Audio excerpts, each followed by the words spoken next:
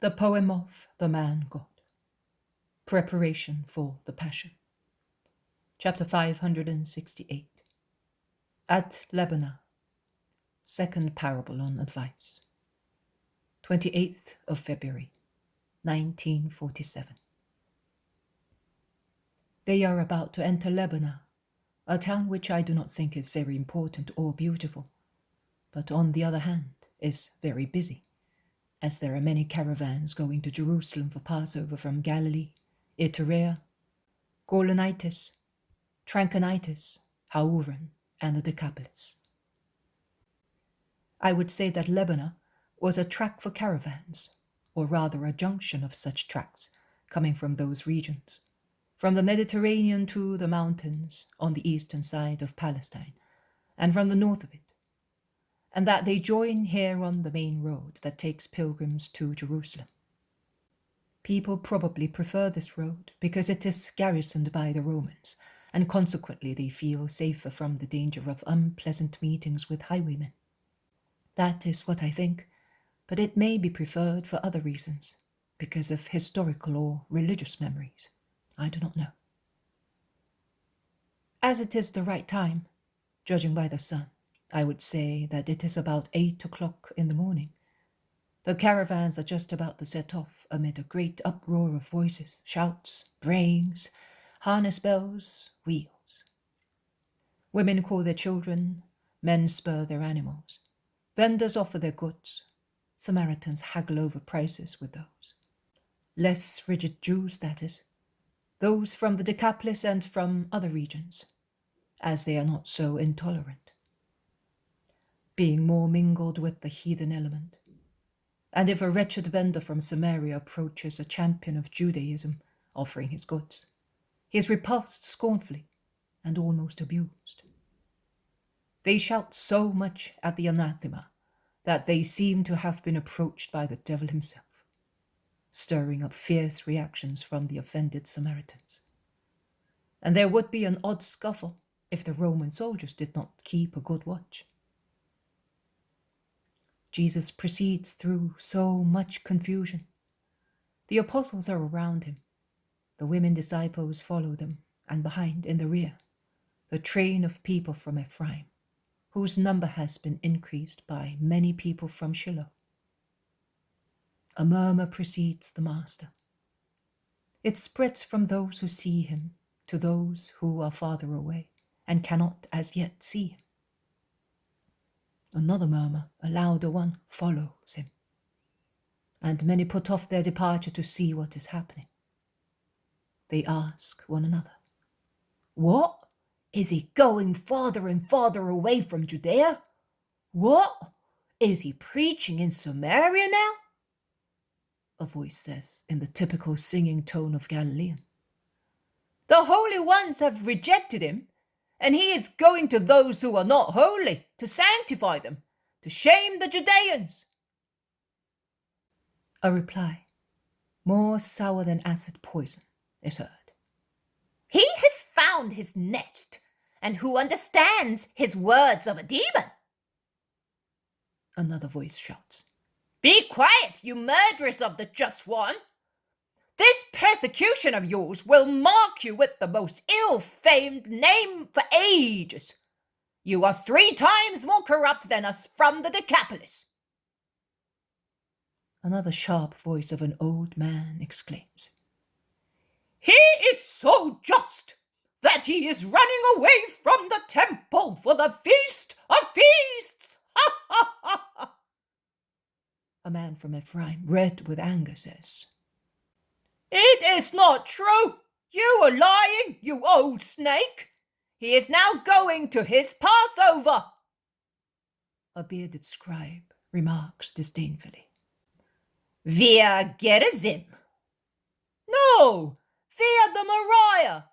He is coming to bless us because he is love. Then he will ascend to your hatred, you cursed people." "Be quiet, Samaritan. You be quiet, demon."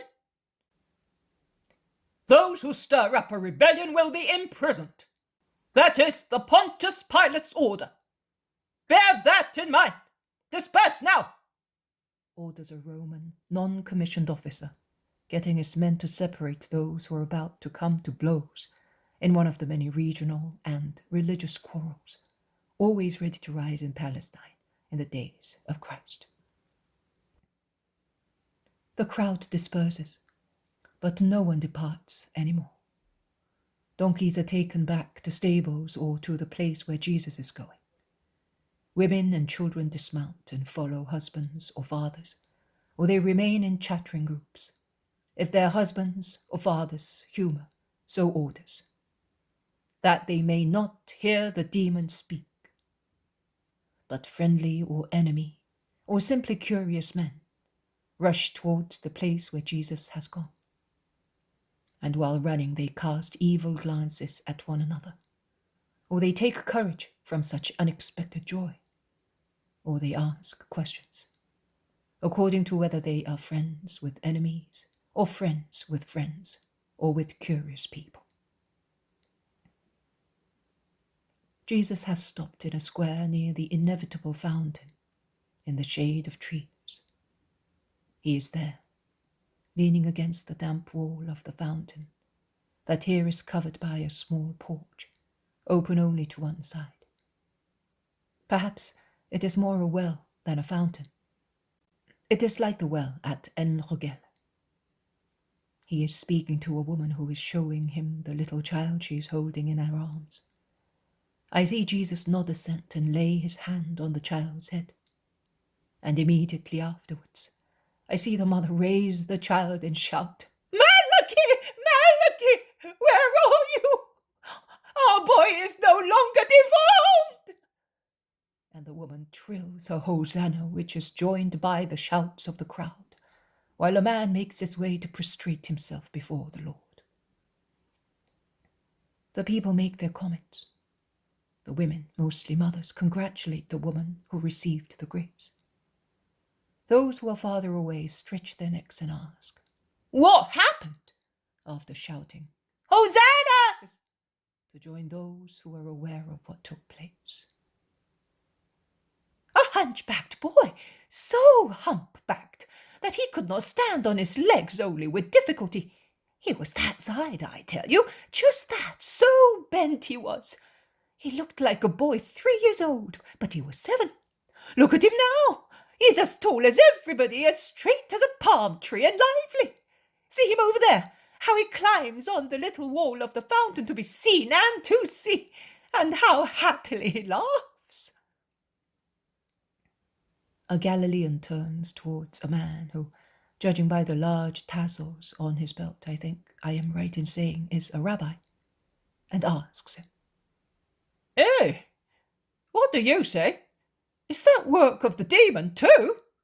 Really, if the demon does that, removing misfortunes to make men happy and have God praised, shall we not have to say that he is God's best servant?" "Blasphemer, be silent!" "I'm not blaspheming, Rabbi. I am commenting on what I see. Why does your holiness bring us nothing but burdens, misfortunes, making us speak abuse and mistrust the Most High? Whereas the works of the Rabbi of Nazareth give us peace and the certainty that God is good." The rabbi does not reply. He moves aside and goes to speak in a low voice to other friends of his. And one of them leaves the group, elbows his way going in front of Jesus, whom he asks, without greeting him first, "What do you intend doing?" "I intend to speak to those who ask for my word," replies Jesus, staring at his eyes, without disdain, but also without fear. "You are not allowed. The Sanhedrin forbids you." "That is the will of the Most High, whose servant the Sanhedrin ought to be." "You have been condemned. You know. Be silent, or—" "The word is my name, and the word speaks." "To the Samaritans? If it were true that you are who you say you are, You would not give your word to the Samaritans. I have given it, and will give it to Galileans, to Judeans, to Samaritans, because there is no difference in the eyes of Jesus. Try to give it in Judea if you dare. I solemnly tell you that I will. Wait for me. Are you not Eleazar ben Parta? Are you? Then you will certainly see Gamaliel before I see him. Tell him, in my name, that I will give him also, after 21 years, the reply for which he is waiting. Have you understood? Remember this carefully. After 21 years, I will give him also the reply that he awaits. Goodbye. Where do you want to speak? Where do you want to reply to the great Gamaliel? He has certainly already left Gamala in Judea to go to Jerusalem. But even if he were still in Gamala, you could not speak to him. Where?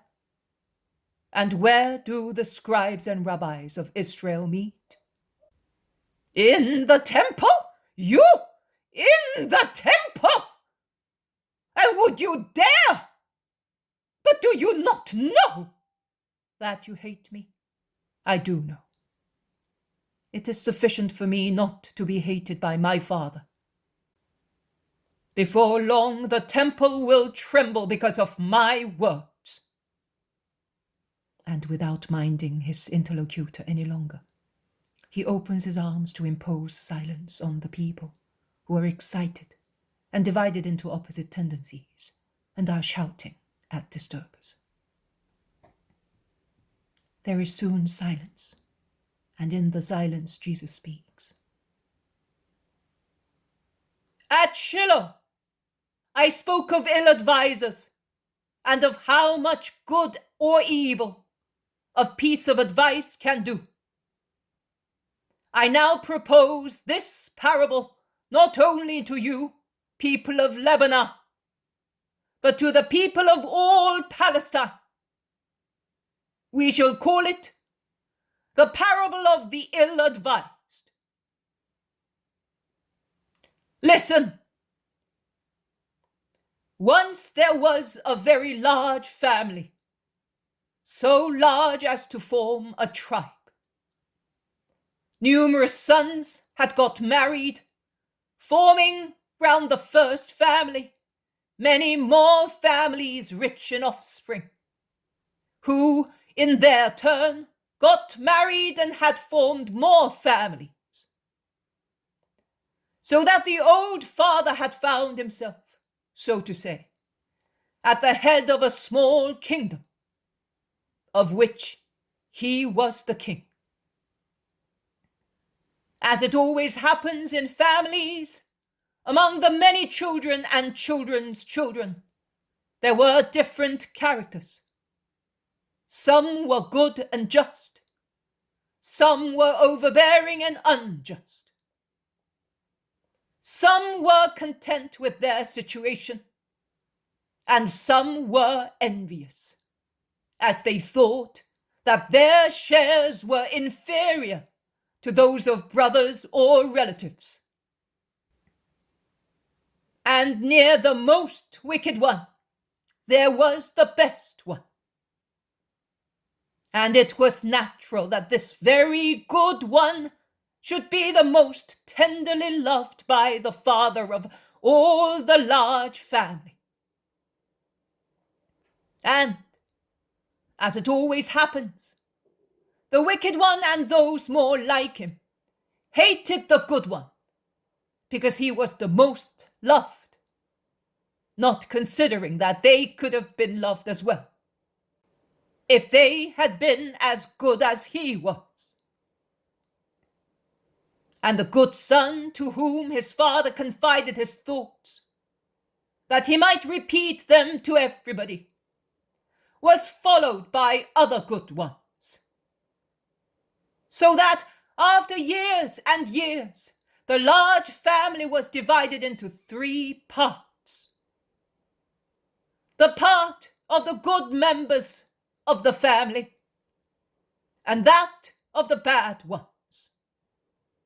And between the two, there was the 3rd part, formed by the uncertain members, who were attracted towards the good son, but were afraid of the wicked one, and of those of his party. This 3rd part was keeping in with both sides, and was not able to make up its mind resolutely in favor of one or the other. Then the old father, seeing such uncertainty, said to his beloved son, "So far you have spent your word particularly for those who love it and for those who do not love it, because the former ask you for it, so that they may love me more and more according to justice. And the latter are fools who need to be taken back to justice. But you can see that those fools not only do not accept your words, and they remain what they were, but to their first unjust attitude towards you, the messenger of my wishes, they add the unfairness of corrupting, by means of evil advice, those who are not yet firmly willing to follow the better road. So go to them and explain to them what I am, what you are, and what they must do to be with you and with me." The son, who was always obedient, went as his father wished, and he conquered some hearts every day. So the father was able to clearly see who were his rebellious children, and he looked at them severely, but without reproaching them, because he was their father, and he wanted to attract them to himself with patience, love, and example of the good sons. But when the wicked ones realized that they were all alone, they said, "It is now too obvious that we are the rebels. Previously, they mistook us for those who were neither good nor bad. Look at them now over there. They are all following the beloved son. We must take action and destroy his work. Let us go, feigning that we want to mend our ways, to those who have just been converted, and also to those who are the most simple souls, among the best ones.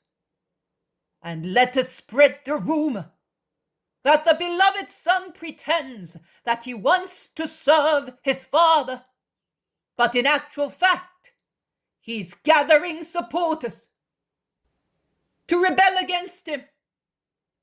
Or we can also say that the father wants to eliminate his son and those who follow him, because they are becoming too powerful and are outshining the glory of the father king.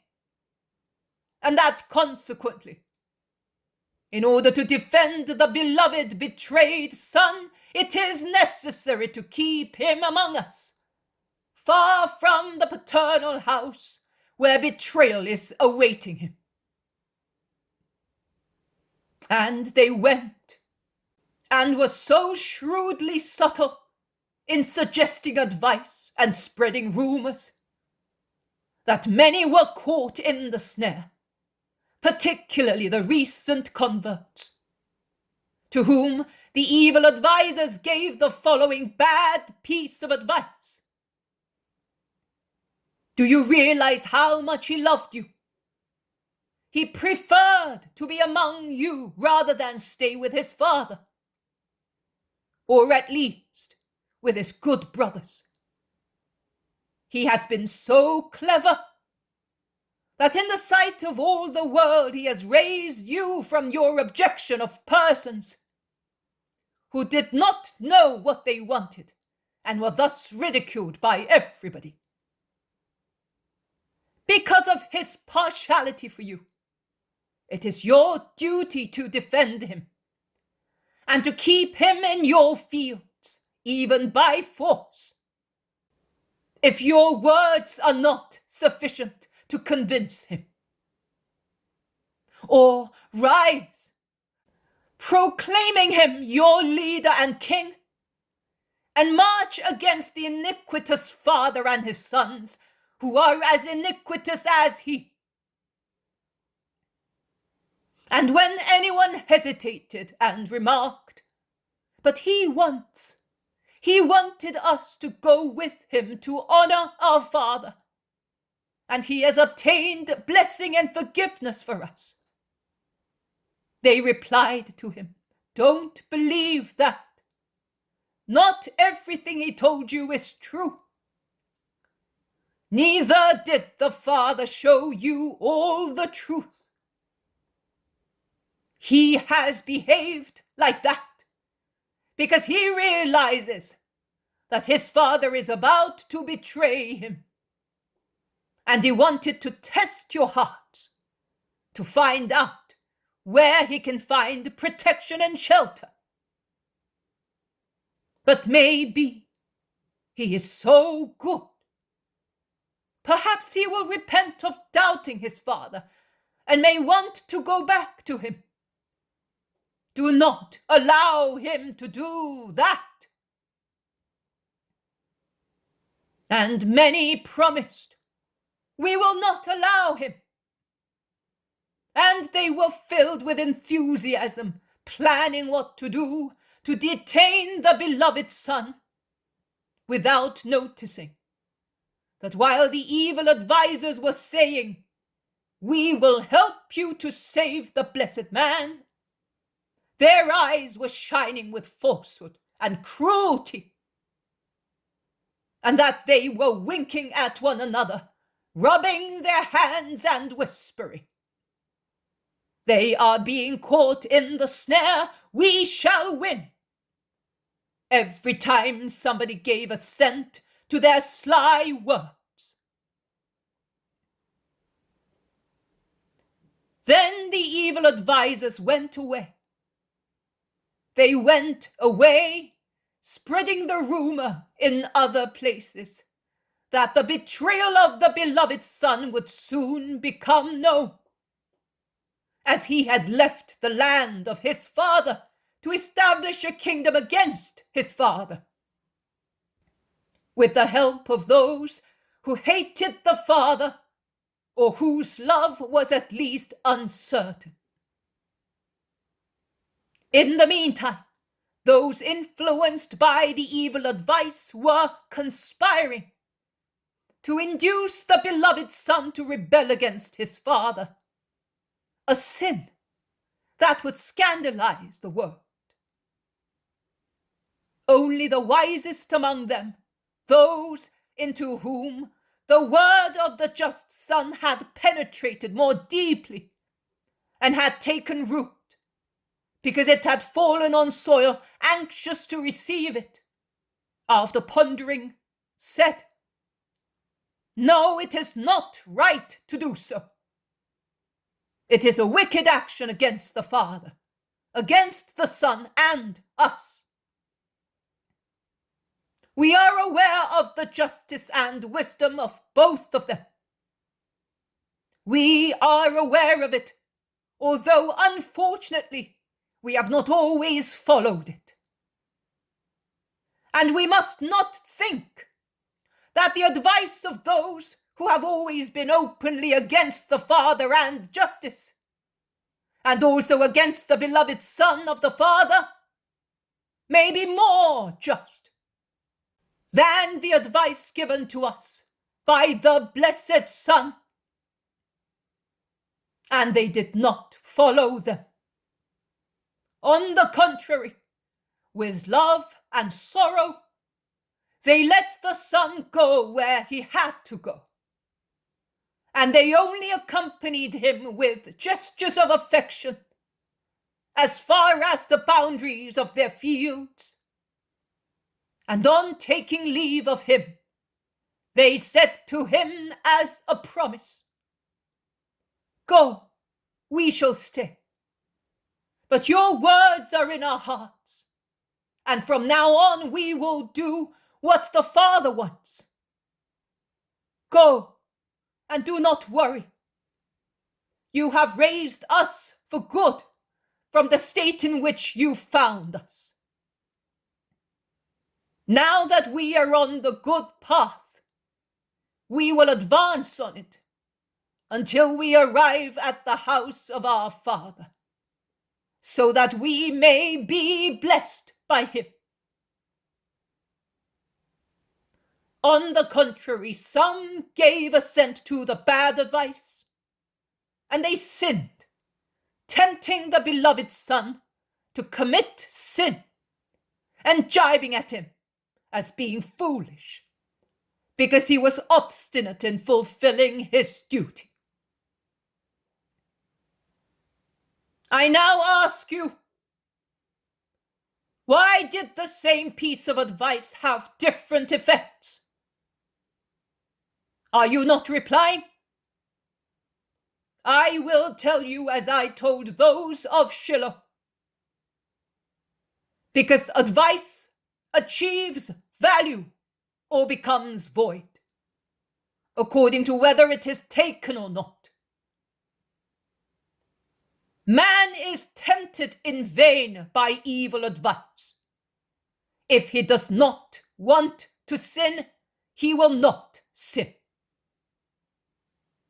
And he will not be pushed for having to hear the insinuations of wicked people.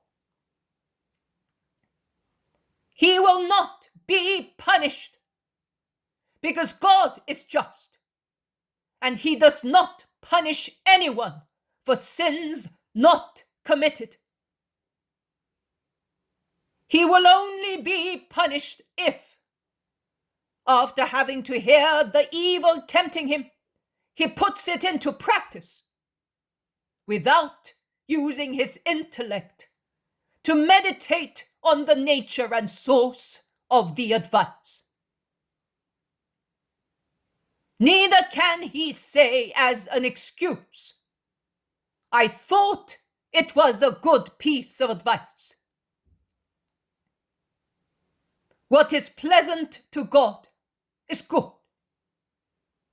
Can God approve of and be delighted with disobedience, or with what induces to disobedience? Can God bless what is in contrast with his law, that is, with his word? I solemnly tell you that he cannot. And I also solemnly tell you that one must prefer to die rather than infringe the divine law. At Shechem I will speak to you again, to make you wise in wanting or not wanting to take the advice given to you. You may go now. The people go away, making their comments. Did you hear that? He knows what they told us, and he exhorted us to want what is just, says a Samaritan. Yes, and did you notice how upset were the Judeans and the scribes who were present? Yes, they did not even wait until the end to go away. Poisonous vipers. But he says what he wants to do. He is wrong. He may cause himself trouble. Those from Mount Ebal and Mount Gerizim are really elated. I have never flattered myself. The rabbi is the rabbi, and that means everything. Is it possible for the rabbi to sin by not going up to the temple in Jerusalem? He will be put to death. You will see, and that will be the end. For whom? For him? For us? Or for the Judeans? For him if he dies. You a foolish man. I come from Ephraim. I know him well. I have lived near him for 2 full months, even longer. He always spoke to us. It will be sorrowful, but not the end, neither for him nor for us. The saint of all the saints cannot die, cannot end. Neither can that be the end for us. I am ignorant, but I feel that the kingdom will come when the Judeans think it is all over, and it will be all over for them. Do you think that the disciples will avenge the master, a rebellion, a massacre, and the Romans? Oh, there is no need of disciples, of revenge of men, of massacres. It will be the Most High who will defeat them. He has punished us for ages and for much less. Do you think that he will not punish them for their sin of tormenting his Christ? To see them beaten! Ha! Your heart is not as the master would like it. He prays for his enemies. I am going to follow him tomorrow. I want to hear what he will say at Shechem. I also. And I too. Many people of Lebonah are of the same mind, and fraternizing with those from Ephraim and Shiloh, they go to make preparations for their departure on the following morning.